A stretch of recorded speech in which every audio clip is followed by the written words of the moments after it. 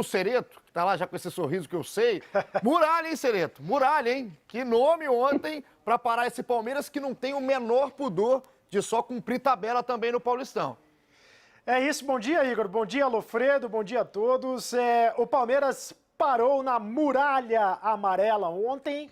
O time do Mirassol é um dos melhores times do interior do estado de São Paulo, se não o melhor time, tirando o Bragantino, né? Mas o Bragantino é outra história, porque a Red Bull tem todo o investimento da empresa, né? Da Red Bull, é um time de primeira divisão do futebol paulista. O Mirassol é o melhor time do interior do estado de São Paulo. Tem feito um excelente campeonato paulista no comando do Eduardo Batista, do técnico Eduardo Batista. Do Palmeiras, inclusive. Agora, fica difícil fazer a análise, embora o Muralha tenha sido destaque e tenha feito muitas defesas, como a gente viu na reportagem, porque o Palmeiras, mais uma vez, botou um time quase todo reserva, um time quase que de Copa São Paulo, né? E não tem como ser diferente, né? Um time quase sub-20, com alguns jogadores mais experientes, com exceção do Everton, goleiro, do Vinha, lateral esquerdo, que está suspenso na Libertadores, porque o Palmeiras, ele fez, mais uma vez, 4 jogos em 7 dias, né? O Palmeiras está jogando quase todos os dias. Vai jogar amanhã de novo pela Taça Libertadores contra o Del Valle. Então não tem como encarar com o mínimo de seriedade o Campeonato Paulista, porque das competições que o Palmeiras tem pela frente, ou tem em andamento, o Campeonato Paulista, nesse momento, é a mais importante, embora o Palmeiras defenda o título, seja o atual campeão. Então, quase que oficialmente, é claro que o Palmeiras não vai falar isso abertamente, o Palmeiras já abriu mão do Campeonato Paulista, viu, Igor? É isso. O Cereto, aproveitando também para colocar o Lofredo aqui no papo. Bom dia, meu amigo. E se a gente fala que o Muralha foi o cara do jogo, então, assim, alguma coisa funcionou nesse time do Palmeiras, todo desfigurado, falou bem o Cereto. O olhar do Abel Ferreira é para Libertadores no meio de semana, amanhã contra o Del Valle. Mas um primeiro tempo, Lofredo, que dá para tirar alguma coisa, né? Dá para tirar alguma lição aí também para o restante da temporada, talvez, começando a olhar esses jovens. O Giovani, por exemplo, foi bem no jogo. Como é que o português olha para um jogo que não é aí a prioridade do Palmeiras na temporada? Bom dia, Igor. Bom dia, Cereto.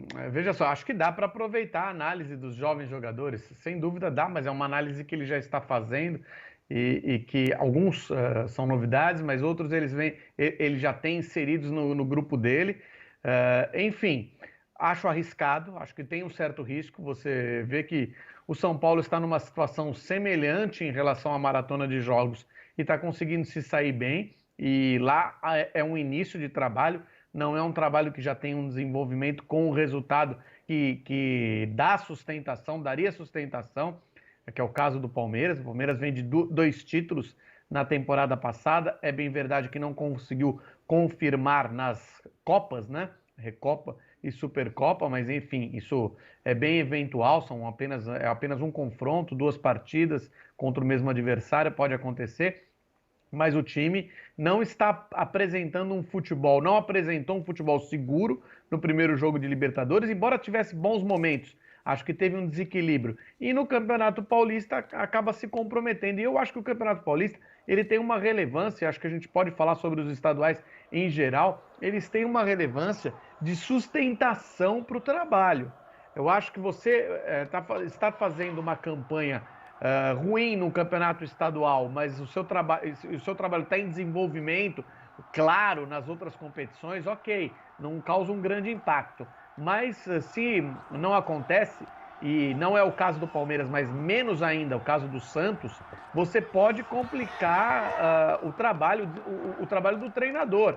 Eu acho que há uma pressão, ninguém quer perder para o Mirassol, tá? Com qualquer time, e com todo respeito ao Mirassol, que realmente, como disse o Cereto, é a melhor equipe do interior, tirando o Bragantino, até porque tem um projeto também, não é só um time que se forma para jogar o campeonato estadual e depois desaparece, tem um projeto em andamento, então por isso é uma equipe muito boa, mas com todo respeito ao Mirassol, ninguém quer perder para o Mirassol, seja com o time que for.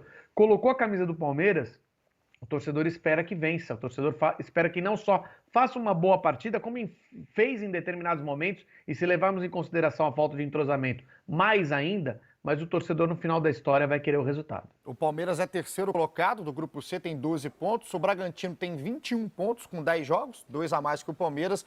Em segundo lugar está o Novo Horizontino, mesmo número de jogos do Palmeiras, com 17. E a gente passando para o segundo tempo, Sereto, você falou um pouco mais dos jogadores experientes que começaram o jogo, tem o Everton, tem o Vinha, e aí entraram garotos com um pouco mais de bagagem. Caso do Wesley e do Gabriel Menino, não foram bem. Indício para você, Sereto, que para esse jogo da Libertadores, dificilmente o Menino e o Wesley comecem no time titular do Palmeiras?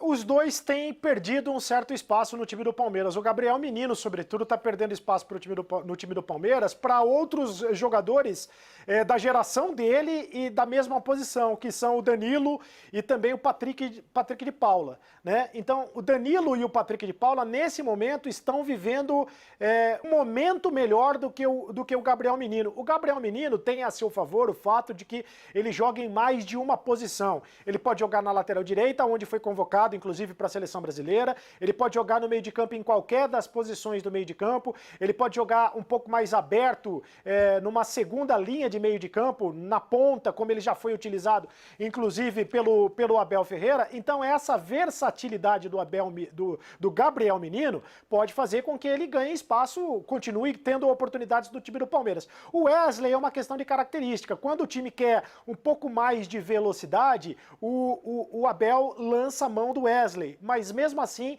esses dois jogadores citados por você têm perdido um pouco de espaço, o que não significa que eles não serão aproveitados no jogo de amanhã contra o Del Valle pela Libertadores, justamente porque eles foram poupados nesse jogo contra o Mirassol pelo Campeonato Paulista. Aproveitando, a gente falou do Menino, Lofredo, como é que perde pênalti o Palmeiras, hein? Pênalti está virando um calcanhar de Aquiles aí desse time do Palmeiras.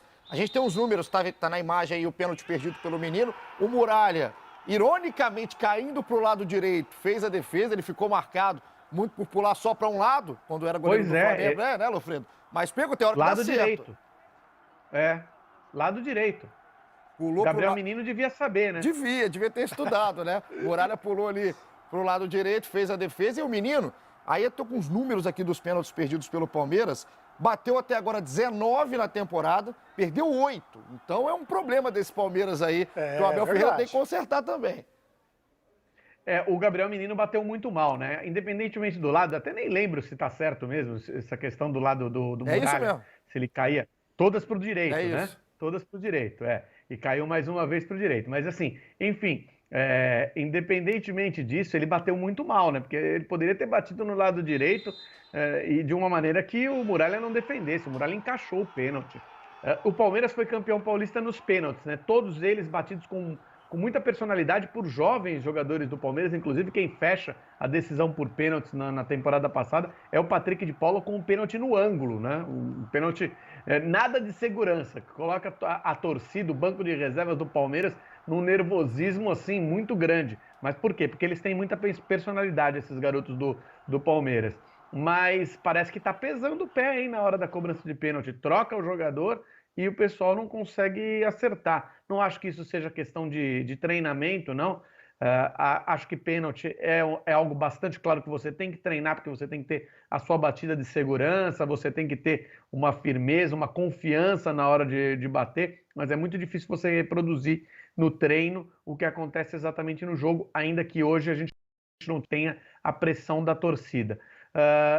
Acho que é algo que precisa ser observado também, tá? Porque desperdiçar tantas cobranças de pênalti assim não pode ser tratado como normal. Mas esse trabalho do Palmeiras, né, parece que não pode questionar nada, né? O técnico fica muito nervoso com qualquer coisa que se coloque aí de algo que não esteja andando bem ou que esteja... que a gente ou que o torcedor tenha um entendimento diferente, né? Então nem vamos falar para treinar pênalti. E o Abel, inclusive, nem falou depois do jogo, né? Quem falou, né, que seria na coletiva, foi o auxiliar, o João Martins. Falou sim sobre a situação delicada do Palmeiras nesse grupo C do Paulista, só que não pareceu preocupado, não. Só vamos fazer as contas no fim.